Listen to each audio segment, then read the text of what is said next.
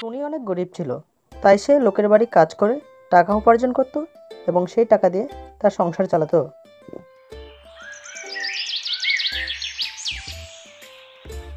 টুনির বাড়িতে লঙ্কা ছিল না, তাই একদিন সকালবেলা টুনি বলে, বাজারে যা লঙ্কার দাম, তাতে তো লঙ্কা কিনা মুশকিলের ব্যাপার। আর বাড়িতে তো একটাও লঙ্কা নেই। কি যে করি, বিনা লঙ্কার তরকারি খেতেও তো আর ভাল লাগে না। যাই, টুনার কাছ থেকে কিছু লঙ্কা ধার নিয়ে আসি।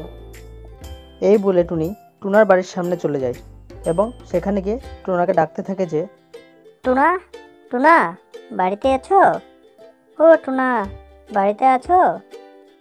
এত সকাল সকাল আবার কে এলো বাবা? যাই, গিয়ে দেখে আসি কে আবার আমাকে ডাকছে। টুনা, অনেকদিন ধরে বিনা লঙ্কার তরকারি খাচ্ছি, আর আমার বিনা লঙ্কার তরকারি ভাল লাগছে না। তুমি আমাকে কিছু লঙ্কা ধার দাও না। কিছুদিন পর আমি যখন লঙ্কা কিনে আনবো, তোমাকে ফিরিয়ে দেবো। বাজারে যা লঙ্কার দাম, তাতে লঙ্কা কিনে খাওয়া অনেক মুশকিলের ব্যাপার। আর তুমি হাত পাততে চলে এসছো। লঙ্কা নেই তো বিনা লঙ্কার তরকারি খাও, তাই বলে লোকের বাড়িতে হাত পেতে বেড়াবে? তোমার ভাল লাগে হাত পেতে বেড়াতে? যাও, হবে না লঙ্কা। এইভাবে বলছো কেন টুনা? লঙ্কাই তো চাইলাম, বেশি কিছু তো চাইনি।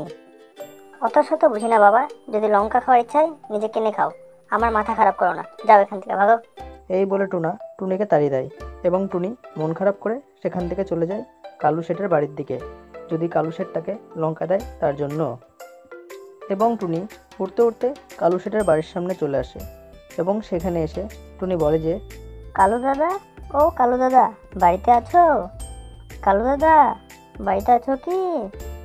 টুনির এতবার চিৎকার করে ডাকা সত্ত্বেও কেউ কোনো আওয়াজ দেয় না, তাই টুনি ভাবে যে কেউ বাড়িতে নেই, তাই বলে, কালু দাদা মনে হয় বাড়িতে নেই, কোথাও মনে হয় গেছে। বাড়িতে নেই তো কি আর করা যাবে, যাই এখান থেকে। এই বলে টুনি কালু শেঠের বাড়ির ওখান থেকে চলে যায় এবং যেতে যেতে পথে কালু শেঠের বাগানের উপর দিয়ে টুনি যাচ্ছিল। তখন দেখে কালু শেঠ তার বাগানে লঙ্কা লাগিয়েছে, তাই টুনি সেখানে দাঁড়িয়ে যায় আর বলে যে, কালু দাদা তো এবার ধানের পরিবর্তে লঙ্কা লাগিয়েছে, আর বাগানও তো অনেকই লঙ্কা হয়েছে।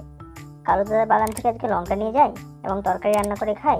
কালু দাদা তো বাড়িতে নেই, যখন দেখা হবে তখন বলে দেবো এবং টাকা চাইলে দিয়ে দেবো। কালু দাদা তো আর আমাকে বারণ করবে না। যাই, তাড়াতাড়ি করে লঙ্কাগুলো পেরে নিই। এই বলে টুনি কালু কাকের বাগান থেকে কিছুটা লঙ্কা পেরে নেয় এবং সেই লঙ্কাগুলোকে এক জায়গায় রেখে টুনি বলে যে, যাক, এই রাস্তা দিয়ে এসে আমার ভালো হলো। আমি তো ভুলেই গেছিলাম কালু শেঠ লঙ্কার গাছ লাগিয়েছে। আজ অনেকদিন পরে লঙ্কা দিয়ে তরকারি রান্না করে খাবো।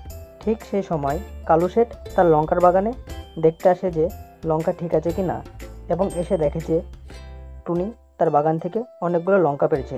তাই কালু শেঠ বলে, কি রে টুনি, তুই আমার বাগান থেকে লঙ্কা চুরি করছিস? হ্যাঁ, আমি তাই বলি, আমার বাগান থেকে কয়দিন ধরে লঙ্কা চুরি হচ্ছে কিভাবে। আমি আজ বুঝতে পারলাম সেই চোর তুই। ঠিক, লঙ্কা লাগতো তো আমাকে বলতি, আমি তোকে দিয়ে দিতাম, কিন্তু চুরি করার কি দরকার ছিল? হ্যাঁ, বল আমাকে। না কালু দাদা, এ কথা বলো না।